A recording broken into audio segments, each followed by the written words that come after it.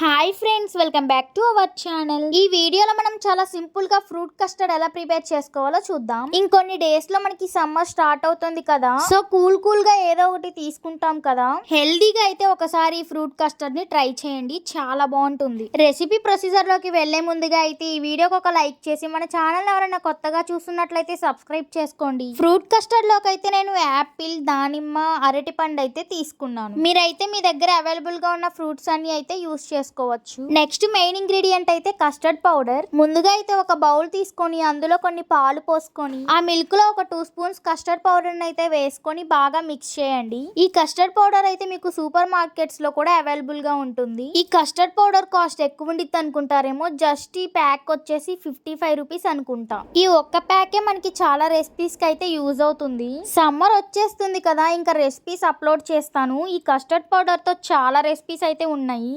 మంచి unique recipes కూడా చాలా ఉన్నాయి. తప్పకుండా నేను అవి వీడియో చేసి పెడతాను. మీరు సబ్స్క్రైబ్ చేసుకోవడం మాత్రం మర్చిపోకండి. ఈ ఫ్రూట్ కస్టర్డ్ లో మనం హెల్దీ ఫ్రూట్స్ అన్ని యాడ్ చేస్తున్నాం కదా, సో పిల్లలకు కూడా చాలా మంచిది. తప్పకుండా ట్రై చేయండి ఈ రెసిపీ మాత్రం. పిల్లలంటే చాలా మంది డైరెక్ట్ గా ఫ్రూట్స్ తినడం ఇష్టపడరు కదా, సో ఇలా ట్రై చేస్తూ ఉండండి. తప్పకుండా చాలా ఇష్టంగా అయితే తింటారు. పిల్లలనే కాదు, చాలా మంది పెద్దవాళ్ళు కూడా తినరు, సో వాళ్ళకు కూడా బాగా యూజ్ అవుతుంది. కస్టర్డ్ పౌడర్ అయితే ఇలా బాగా మిల్క్ లో మిక్స్ చేసుకున్న తర్వాత అయితే ఒక ప్యాన్ పెట్టుకొని అందులో పాలు పోసుకోండి. నేనైతే ఒక 1/2 లీటర్ మిల్క్ అయితే తీసుకున్నాను. ఈ పాలనైతే ఒక 5-6 పొంగులు వచ్చేంత వరకు అయితే మరిగించుకోండి. మన యూట్యూబ్ సబ్స్క్రైబర్స్ కి చాలా మందికే తెలీదు, మన ఛానల్ మీద ఇన్స్టా పేజ్ కూడా క్రియేట్ చేశానని. సేమ్ మన ఛానల్ నేమే ఇన్స్టాలోకి వెళ్ళి సెర్చ్ చేయండి, వస్తుంది. లేకుంటే మన ఛానల్లో లింక్ ఉంటుంది, క్లిక్ చేయండి, వచ్చేస్తుంది. ఆ పేజ్ లో కూడా మీరు నాకు ఇలానే మంచిగా సపోర్ట్ చేయాలని కోరుకుంటున్నాను. ఫాలో చేయడం మాత్రం మర్చిపోకండి. అందులో నేను రెసిపీస్ కి వాయిస్ ఓవర్ ఇవ్వకుండా అయితే నార్మల్ గా సాంగ్స్ అయితే యాడ్ చేస్తున్నాను. ఆ సాంగ్స్ కి రెసిపీ ప్రొసీజర్ కి అయితే చాలా బాగా సెట్ అవుతుంది. తప్పకుండా మీరు కూడా ఒకసారి వెళ్ళైతే వాచ్ చేసేయండి.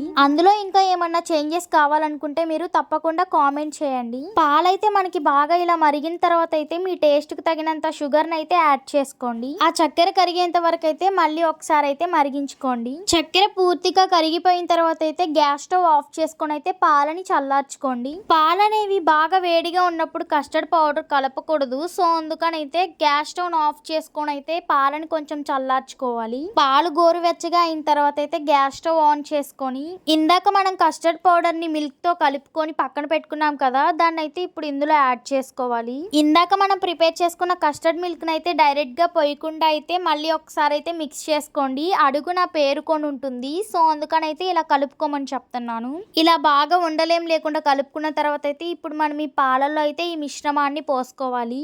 ఇప్పుడు ఈ పాల మిశ్రమాన్ని అయితే దగ్గరగా అయ్యేంత వరకు అయితే ఇలా కలుపుతూ ఉండండి. కస్టర్డ్ మిల్క్ ని యాడ్ చేసిన తర్వాత అయితే ఫాస్ట్ గానే మనకి పాలు అనేది దగ్గర పడతాయి.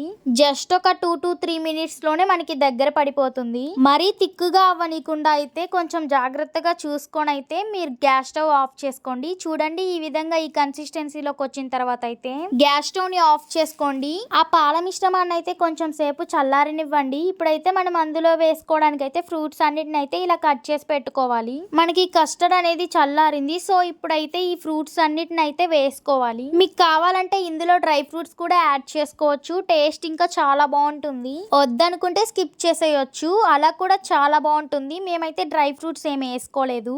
ఇప్పుడైతే వీటన్నిటిని ఇలా బాగా మిక్స్ చేయండి. ఇందులోకి మనం ఫ్రూట్స్ అనేవి మరి పెద్ద పెద్ద ముక్కలుగా కాకుండా చిన్న చిన్న ముక్కలుగా అయితే కట్ చేసుకుంటే తింటానికి చాలా బాగుంటుంది. ఈ మిశ్రమాన్ని ఇలా డైరెక్ట్ గా తీసుకోవడం కన్నా ఫ్రిడ్జ్ లో పెట్టుకొని తీసుకుంటే ఇంకా చాలా టేస్ట్ గా ఉంటుంది. మీకు కుదిరితే ఒక 1 or 2 అవర్స్ అలా పెట్టుకోండి, లేకుంటే ఓవర్ నైట్ కూడా పెట్టుకోవచ్చు. చూడండి ఫ్రూట్ కస్టర్డ్ ఎంత చక్కగా కుదిరిందో. నేను కూడా ఇది ఫస్ట్ టైం ట్రై చేయడం, మీరు కూడా తప్పకుండా ట్రై చేసి చూడండి, చాలా బాగా కుదురుతుంది. ఈ ఫ్రూట్ కస్టర్డ్ అయితే మా ఫ్రెండ్స్ కి తీసుకొని వెళ్ళి ఇచ్చాను, వాళ్ళకైతే టేస్ట్ చాలా బాగా నచ్చింది. కాంప్లిమెంట్స్ అయితే మనకి బాగా వచ్చాయి. ఇదైతే ఫ్రిడ్జ్ లో పెట్టకుండా డైరెక్ట్ గా సర్వ్ చేసి అయితే మీకు చూపిస్తున్నాను. ఇలా కూడా తినొచ్చు, టేస్ట్ బాగుంటుంది. ఇంకొక బాక్స్ లో అయితే ఫ్రిడ్జ్ లో పెట్టడానికి అయితే తీస్తున్నాను. ఈ రెసిపీ అయితే తప్పకుండా మీరు కూడా ట్రై చేయండి. నిజంగా చాలా బాగుంటుంది టేస్ట్. మీరు ట్రై చేసిన తర్వాత ఎలా వచ్చిందో కామెంట్ కూడా చేయండి. ఫస్ట్ మెయిన్ గా అయితే మనకి custard powder and milk quantity అయితే కంపల్సరీ ఈక్వల్ గా ఉండాలి. నేను చెప్పాను కదా ఈ రెసిపీలో 1/2 లీటర్ మిల్క్ అయితే 1 కప్ మిల్క్ తీసుకొని అందులో ఒక 2 స్పూన్స్ కస్టర్డ్ పౌడర్ ని యాడ్ చేసుకొని అయితే మిల్క్ లో యాడ్ చేసుకొని ఈ రెసిపీని మీరు ప్రిపేర్ చేసుకోవాలి. థిక్ గా అయ్యేంత వరకు అయితే మీరు తప్పకుండా బాయిల్ చేసుకోవాలి. కొంచెం జాగ్రత్తగా చూసుకుంటూ ట్రై చేస్తేనే మనకి ఈ రెసిపీ పర్ఫెక్ట్ గా వస్తుంది. ఇదైతే నేను ఫ్రిడ్జ్ లో పెట్టిన తర్వాత అయితే చూపిస్తున్నాను.